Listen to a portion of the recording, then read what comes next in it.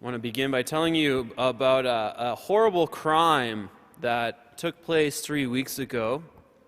On the night of the 4th of January 2023 at 1:45 a.m., a hooded, unidentified man robbed and ravaged a small business on the 100 block of University Avenue in Windsor, Ontario. That's my hometown, where I'm from. Now, this lowlife committed a dastardly deed. He broke in, and he left with something utterly precious. What is it, you might wonder? See him there, carrying it in his arms. The business owner, Vern Milichuk, posted videos of the damage online, along with a video of the suspect entering the store and leaving with a supply of what? Pastries, later identified as butter tarts. Butter tarts. The mysterious case of the butter tart bandit. Now, apparently that damage of breaking and entering cost the business owners $2,500, and the suspect took $37 of butter tarts. But you can't put a price on delicious, right? Now, this is my favorite part. A previous break-in occurred on December 20th, and in both cases, a rock was used to smash a front window, and in both break-ins, all that was taken were butter tarts. Those are some good butter tarts, let me tell you. Gotta be. The butter tart. And no, it wasn't me, just for the record. I do have an alibi. I love butter tarts. I love butter tarts. Now, it's kind of it's funny, right? It's you can see the humor in it all. And I think the business owners, they could see the humor in it too, and they were able to kind of spin it up into some positive press. But you can imagine the sense of frustration the owners must have felt when just a few weeks after a previous break-in for butter tarts, that they found themselves picking up the broken pieces again. Like you can imagine, they just probably finished, just had the windows put back in, and already someone is breaking into their business. Not this again. Like this just happened. You know, things are going good, and then there's a robbery, a smash and grab, and they're left trying to pick up the pieces.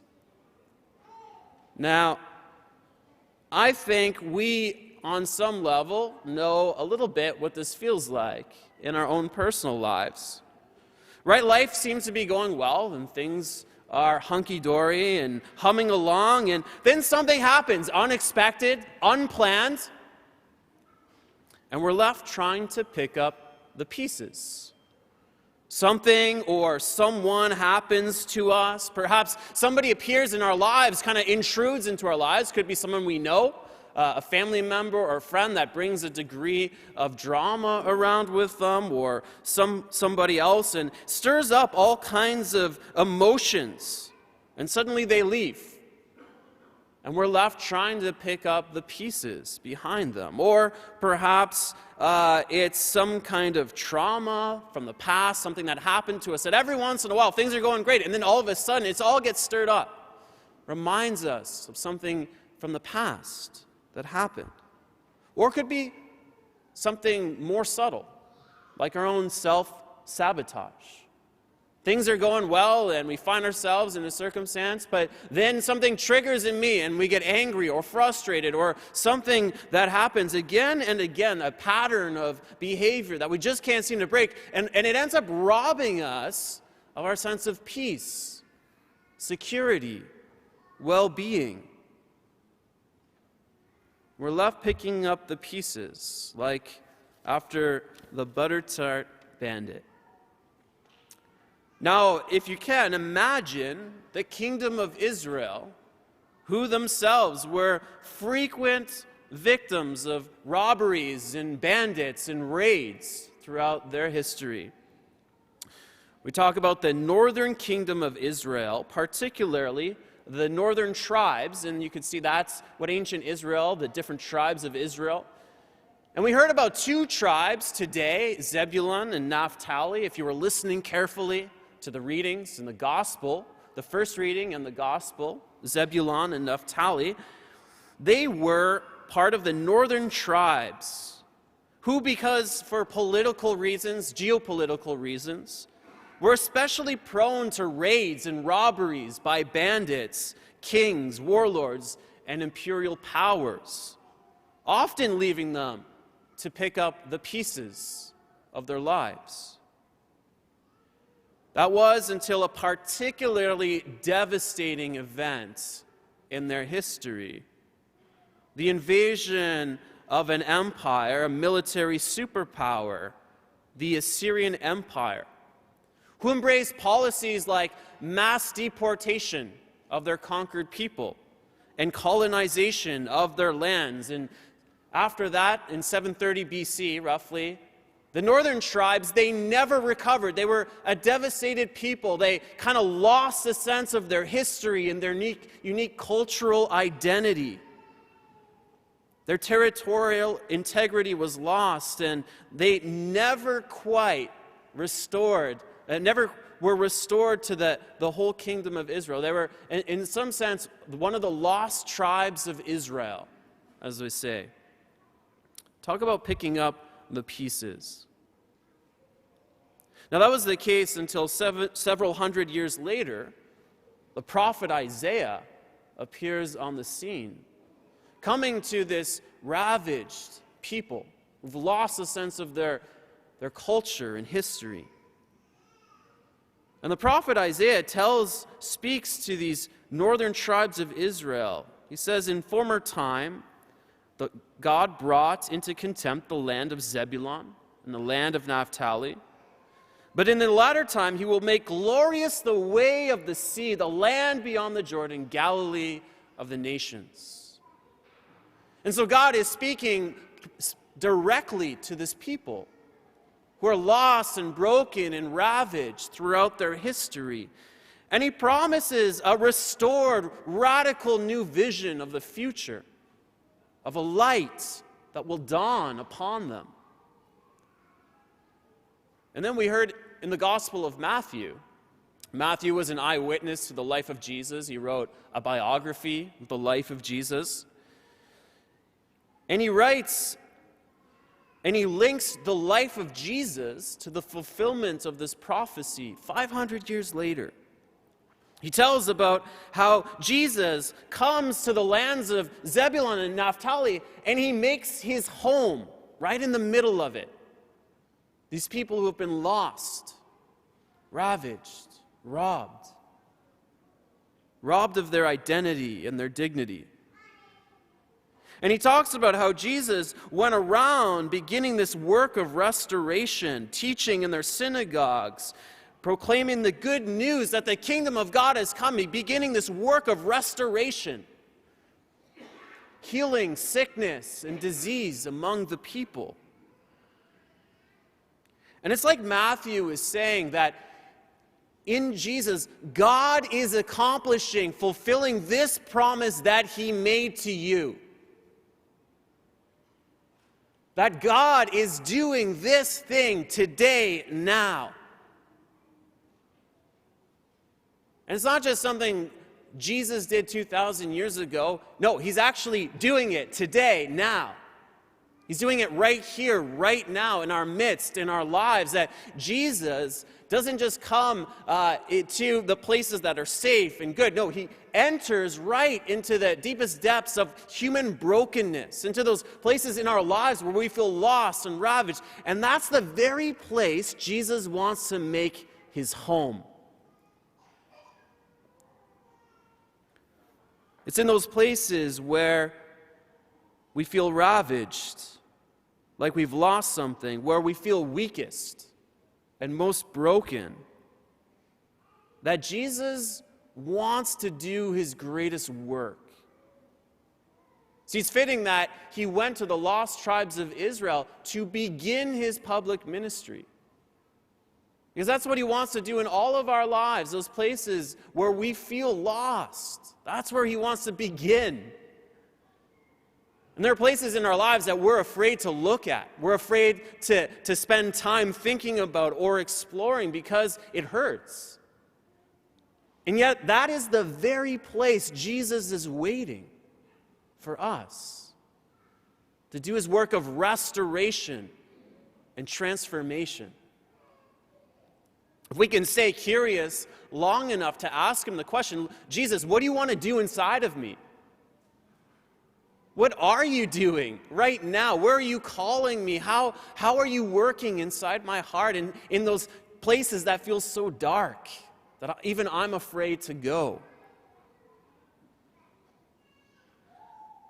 If you're willing to stay curious long enough, I would love to invite you to Alpha, if you haven't already been.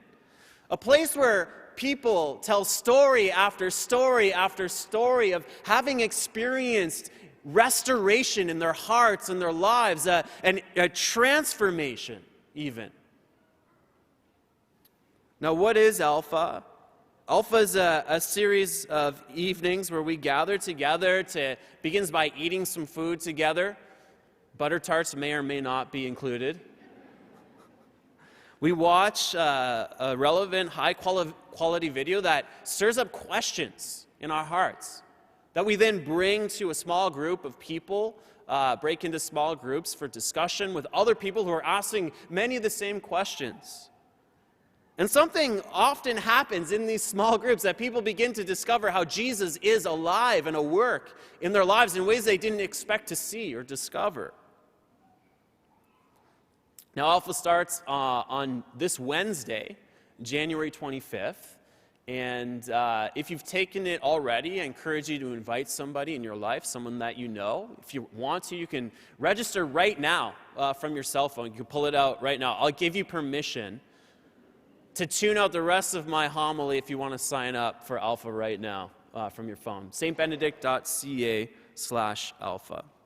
Now, you don't have to take my word for it. Like I said, there's story after story after story of people talking about the difference Alpha has made in their lives.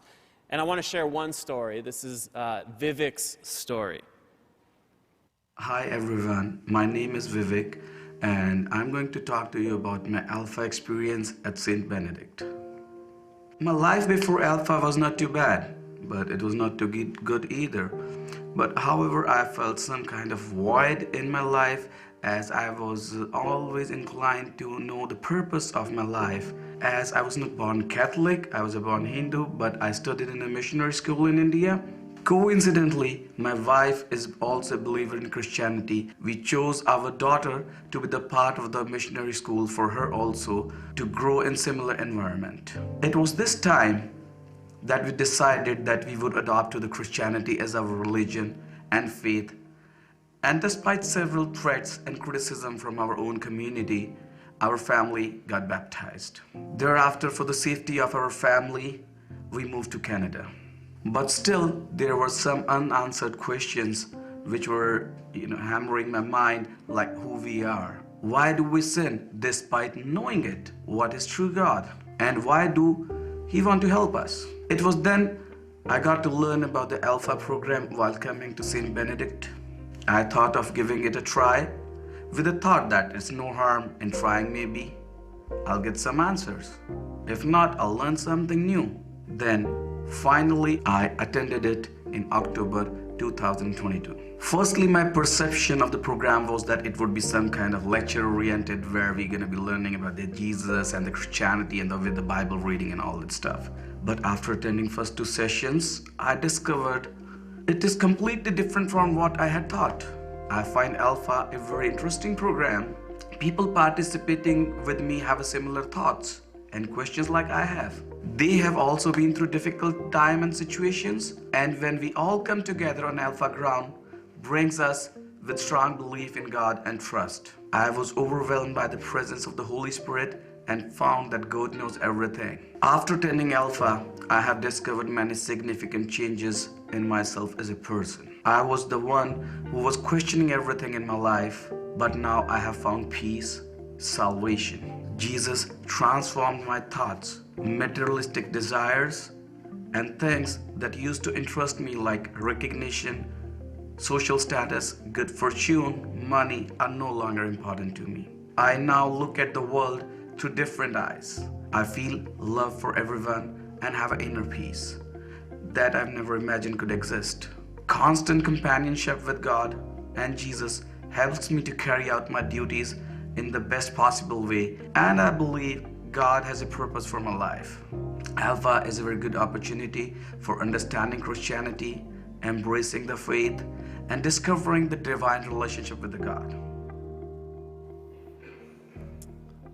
Thanks, Vivek, for sharing your story. And I love, he talks about the transformation he experienced. He talks about, discovering a relationship with God and changing his priorities, like all these things changing inside of him. And there's so many stories like Vivek's, story after story after story. But Vivek would not have had that opportunity to experience that kind of change in his life, transformation, restoration, inner peace, if somebody hadn't invited him. His friend Sneha invited him after she took Alpha and had a beautiful experience. Inviting others is such an important part of our identity here at St. Benedict. I met a guest at one of the last Alphas who told me that they work with a parishioner here at St. Benedict who had been inviting them to come to Alpha for 5 years. Think about that. Asking somebody for 5 years before they finally said yes. Why would anyone take that much rejection, invite somebody to Alpha or church for 5 years? Well, it's because we have something so good that has to be shared with the world. We can't keep it to ourselves, the transforming love that Jesus offers us. You see, the church doesn't exist to serve the people in this building. The people in this building, we are the church, and we exist to serve the world. And that's why St. Benedict is a place where people discover Jesus, become missionary disciples, and go out to transform the world. Because we know a person, Jesus, who has the power to transform everything. And we need to share that with the people in our lives. And so maybe there's somebody that you can invite in your life who could experience the transforming difference that Jesus makes.